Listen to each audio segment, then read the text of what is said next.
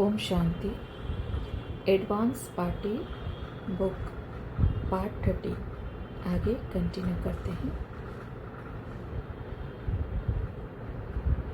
यहाँ क्वेश्चन है, advance party से राजाई की स्थापना होगी या श्री कृष्ण से राजाई की स्थापना होगी?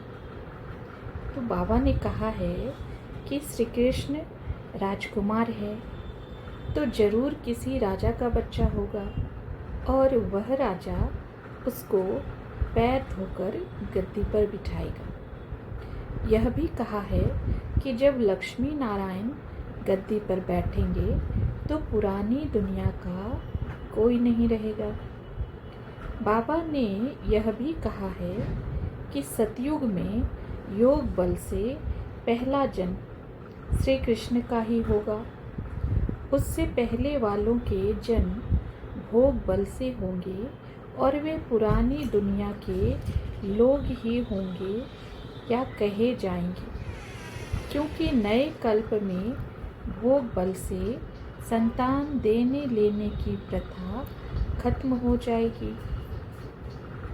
अब इन सब बातों पर विचार करके निर्णय करना है कि सतयुग की नई राजाई कब और कैसे स्थापन होगी, जबकि अभी कलयुग में कहाँ भी राजाई नहीं है और जो तथाकथित राजघराने हैं उनके खान पान जीवन व्यवहार को भी सभी जानते ही हैं।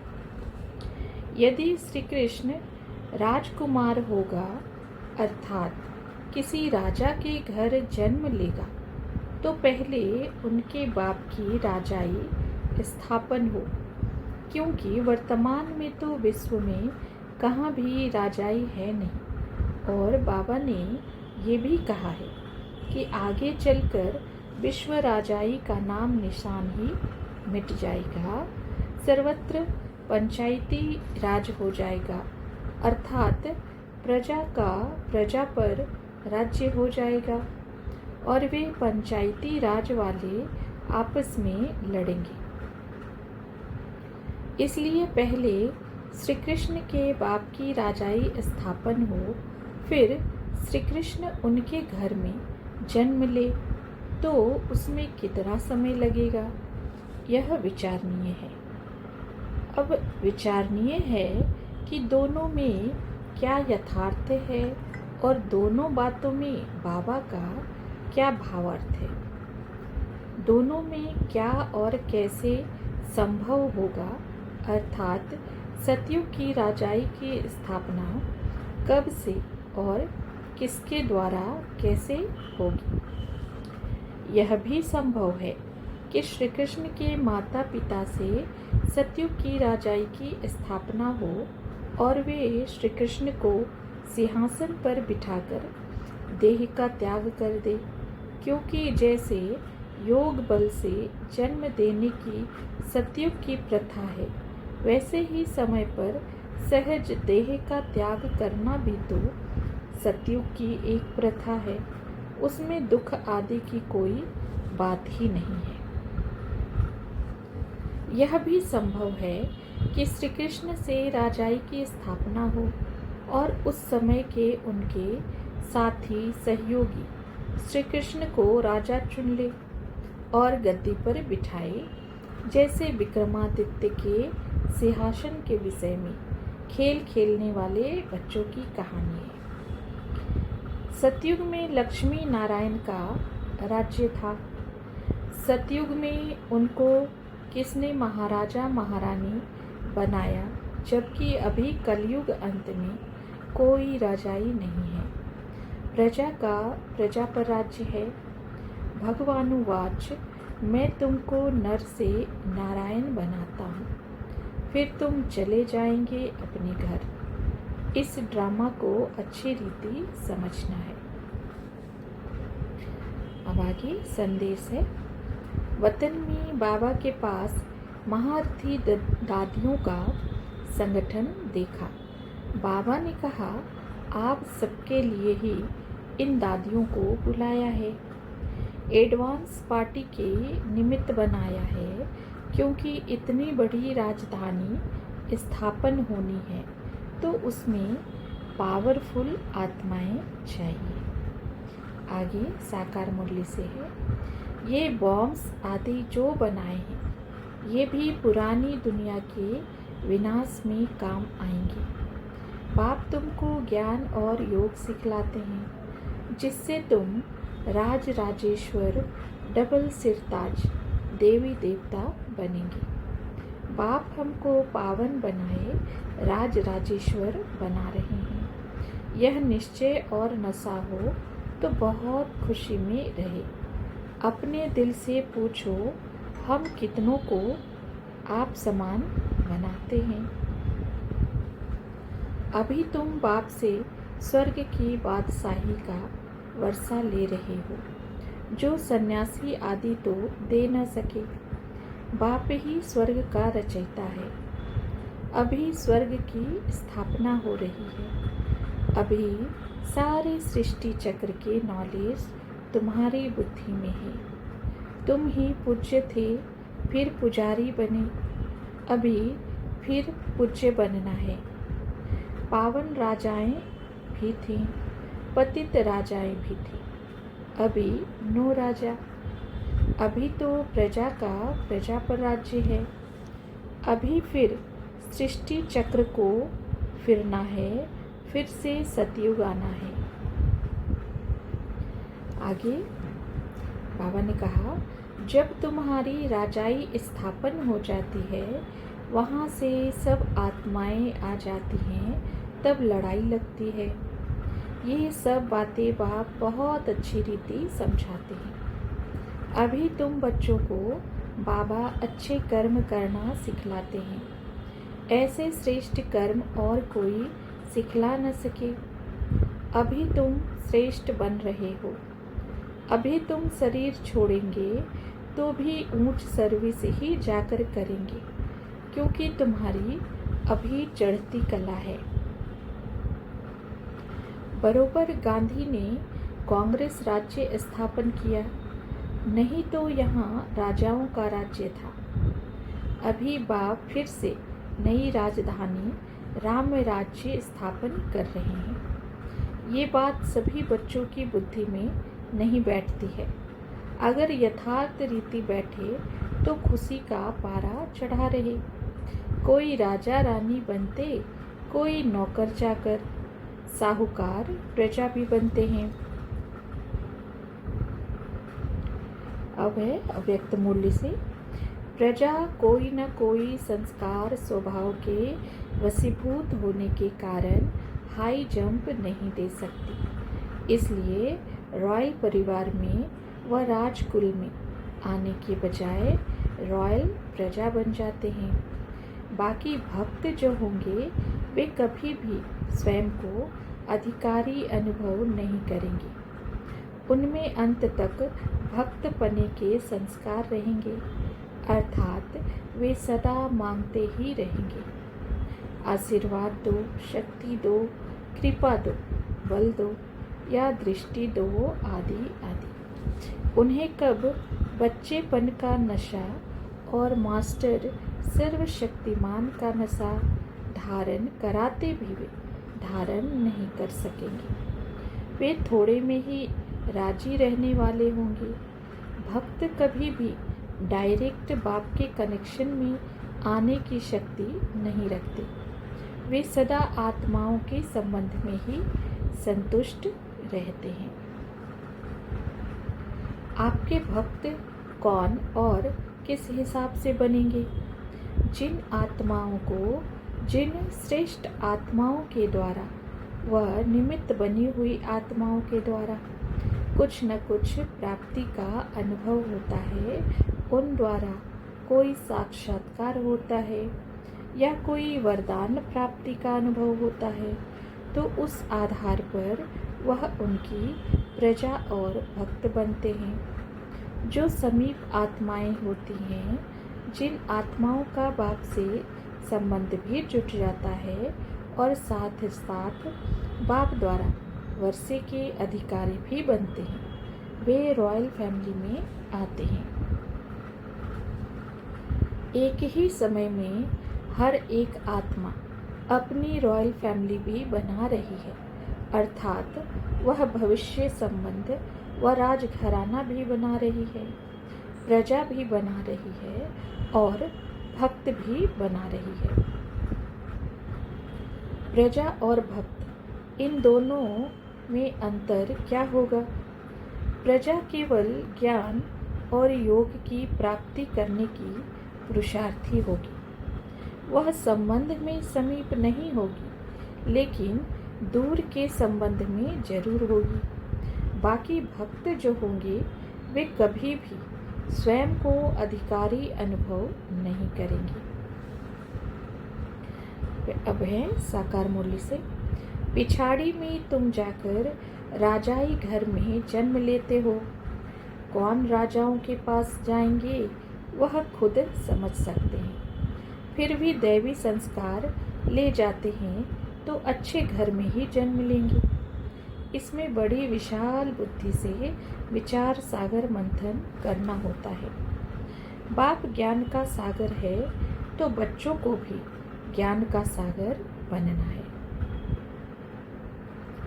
कृष्ण ने भी किसी माँ बाप के पास जन्म लिया होगा।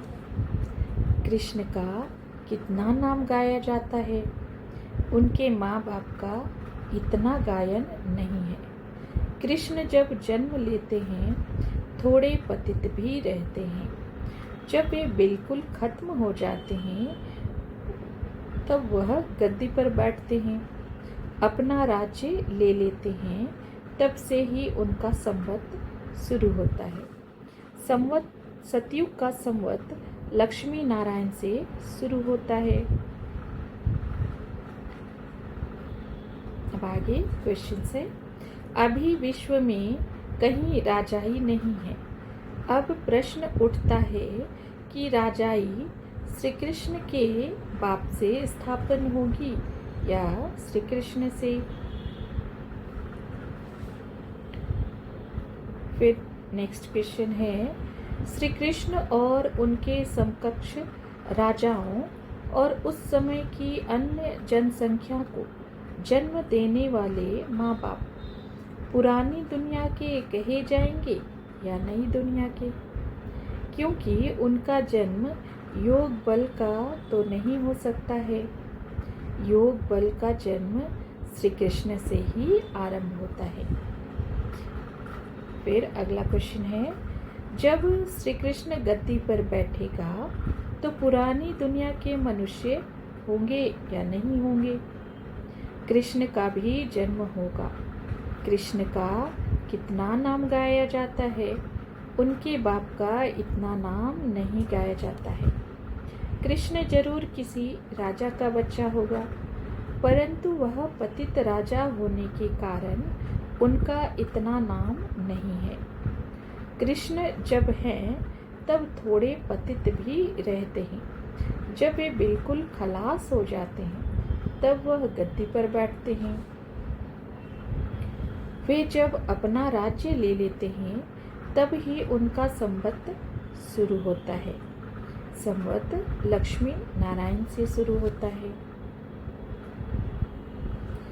उपयुक्त महावाक्यों को ध्यान में रखकर राजाई श्री कृष्ण से स्थापन होना अधिक तर्क संगत है या श्री कृष्ण के बाप से राजाई का स्थापन होना अधिक तर्क संगत है? श्री कृष्ण के जन्म से गद्दी पर बैठने तक पुरानी दुनिया के जो एडवांस पार्टी में हैं उनमें अधिकांश योग बल से प्रथम जनसंख्या में बहुतों को जन्म देकर शरीर छोड़कर परम धाम जाएंगे और फिर आकर स्वयं जन्म लेकर पहली राजाई में आएंगे। अब नेक्स्ट क्वेश्चन है, दैवी राजाई और अन्य धर्मों की राजाई में क्या अंतर है? यद्यपि दोनों की राजाई की स्थापना के लिए पुरुषार्थ तो करना ही होता है और उसमें समय भी अवश्य लगता है, परंतु दैवी राजाई की स्थापना के लिए पुरुषार्थ पुराने कल्प के संगम समय में होता है और उसके बाद सभी आत्माएं परम धाम जाती हैं और देवी देवता धर्म की राजाई परम धाम से आते ही स्थापन हो जाती हैं, अर्थात वे आत्माएं राजाई में ही आती हैं, जबकि अन्य धर्मों की राजाई नए कल्प में जब उनका धर्म स्थापन होता है, उसके बाद जब उनके धर्म की आत्माओं की वृद्धि होती है, तब स्थापना होती है। तुम जानते हो, भारत श्रेष्ठाचारी पुण्यात्माओं की दुनिया थी, जिनके चित्र भी हैं। भारत सतयुग आदि में बहुत साहूकार था। तुम्हारी शुरू से लेकर राजाई चलती है। सतयुग आदि में ही लक्ष्मी नारायण का राज्य था और धर्म वालों की शुरू में राजाई नहीं होती है। उनका धर्म स्थापन होता है और उनकी आत्माएं आती जाती हैं। जब लाखों करोड़ों के अंदाज में हो जाते हैं, तब राजा रानी बनते हैं। वास्तव में हमारी राजाई भी संगम पर स्थापन होती है, तो उसमें भी समय तो लगता है, परंतु फिर हम परम धाम जाते हैं और परम धाम से राजाई में आते हैं। अन्य धर्म वालों की राजाई बाद में स्थापन होती है। जिनको विश्व महाराजन बनना है, उनका पुरुषार्थ सिर्फ अपने प्रति नहीं होगा। अपने जीवन में आने वाले विघ्न व परीक्षाओं को पास करना, यह तो बहुत कॉमन है। लेकिन जो विश्व महाराज बनने वाले हैं, उनके पास अभी से ही स्टॉक भरपूर होगा, जो विश्व की आत्माओं के प्रति प्रयोग कर सके। इसके लिए जो विशेष आत्माएं निमित्त बनेंगी, उनमें भी सभी शक्तियों का स्टॉक अंदर अनुभव हो, तभी समझेंगे कि अब संपूर्ण स्टेज का व प्रत्यक्षता का समय नज़दीक है।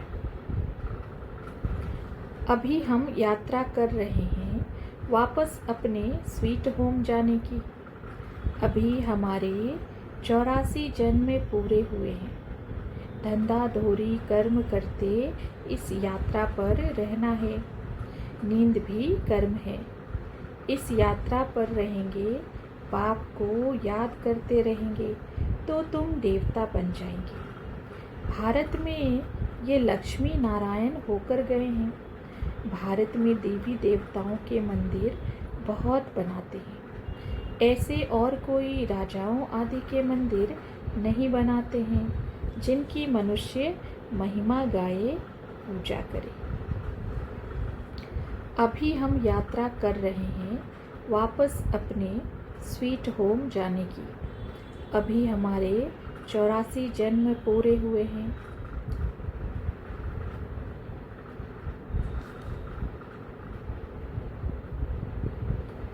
अब आगे है advance party, advance stage, advance जन्म और विश्व की हिस्ट्री ज्योग्राफी।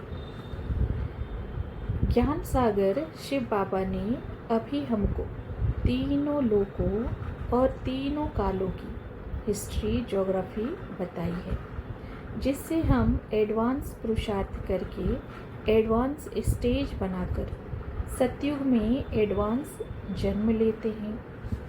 इस हिस्ट्री ज्योग्राफी को जानने वाले ही यह एडवांस पुरुषार्थ कर सकते हैं, जिससे उनको एडवांस जन्म मिले। अभी एडवांस स्टेज वालों को ही इस हिस्ट्री ज्योग्राफी का पता रहता है। एडवांस पार्टी वालों को भी इसका यथार्थ ज्ञान नहीं रहता है। भले वे नए विश्व के नवनिर्माण के लिए पुरुषार्थ करते हैं, परंतु वह पुरुषार्थ उनके पूर्व जन्म के संस्कारों के आधार पर होता है। इस हिस्ट्री ज्योग्राफी जानने का उनका पार्ट पूरा हो जाता है। एडवांस जन्म लेने वालों को इसका कोई ज्ञान ही नहीं होगा और वे इसकी आवश्यकता भी महसूस नहीं करेंगे।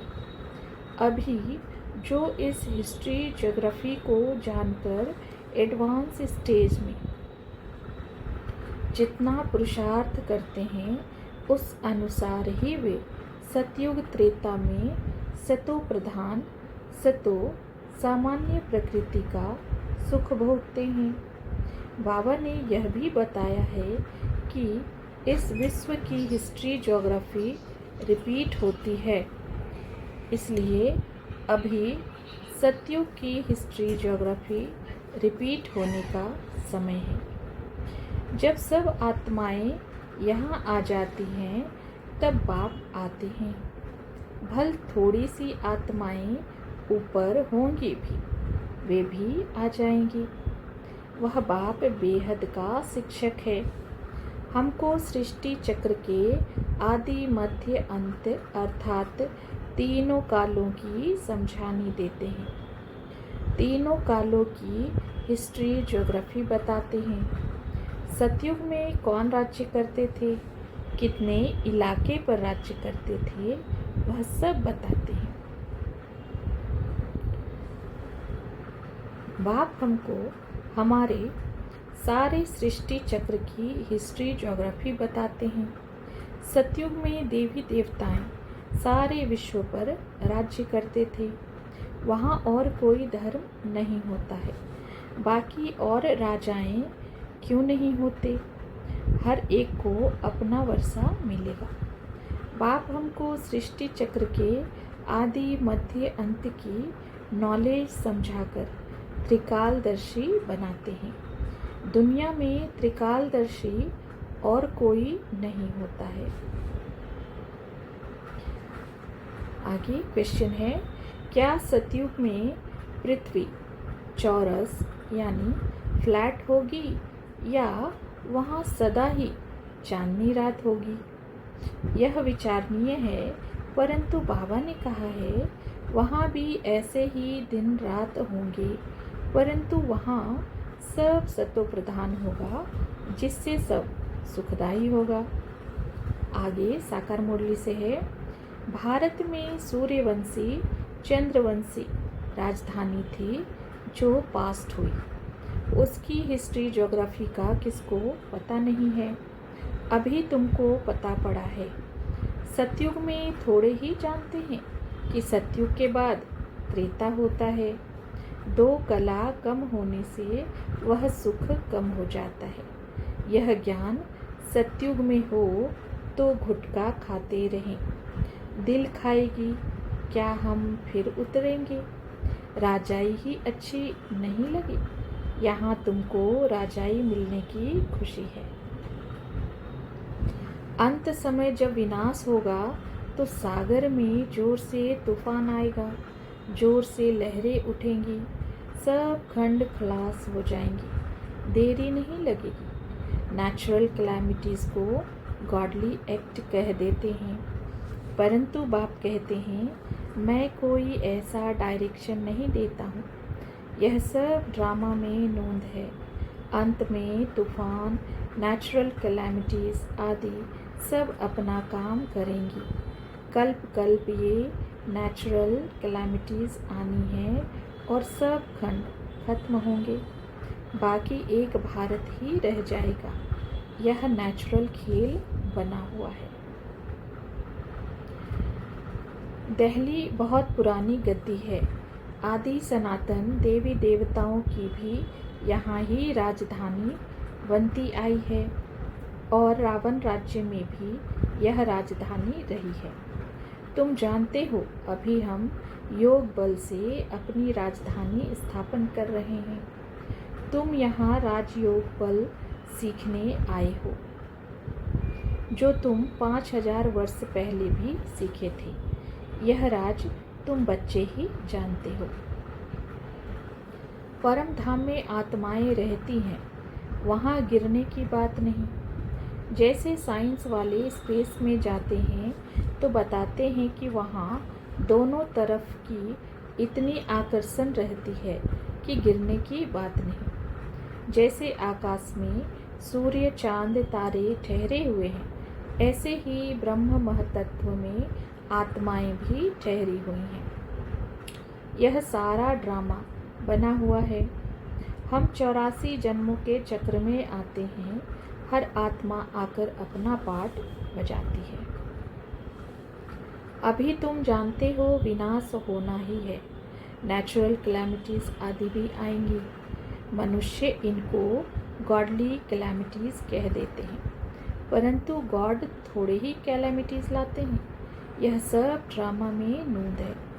विनाश ना हो तो नई दुनिया कैसे आएगी?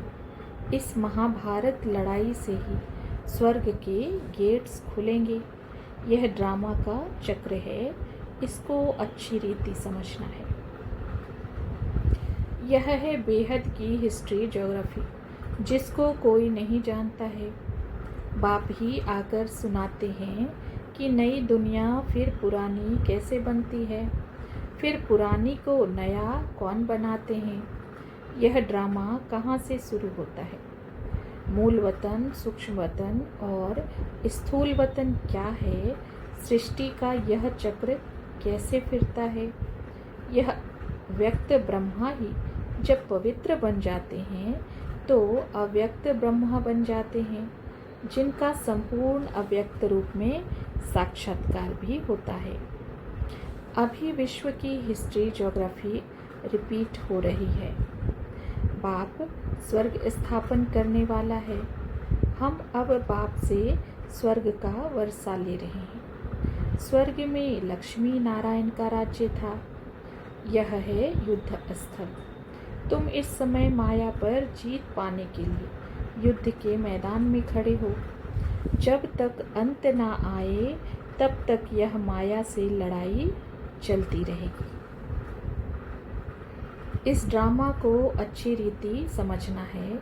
यह एक ही सृष्टि का चक्र है जो फिरता रहता है। बाप आकर इसका राज बताते हैं। कहते भी हैं कि वर्ल्ड की हिस्ट्री ज्योग्राफी रिपीट होती है, परंतु कैसे रिपीट होगी यह कोई नहीं जानते। अभी स्वर्ग की हिस्ट्री ज्योग्राफी रिपीट होगी, उसके लिए तुम पुरुषार्थ कर रहे हो। यह है नया ज्ञान जो ज्ञान सागर बाप तुमको देते हैं। वेद शास्त्रों में यह ज्ञान नहीं है। तुम अभी यह जो ज्ञान सुनते हो वह फिर प्रायः लोप हो जाता है। अभी तुम कितने समझदार बन रहे हो। तुम सारे सृष्टि चक्र को जानते हो। सृष्टि चक्र की हिस्ट्री ज्योग्राफी को जानना समझ की बात है ना। अगर नहीं जानते तो बेसमझ कहेंगे। अच्छा, ओम शांति।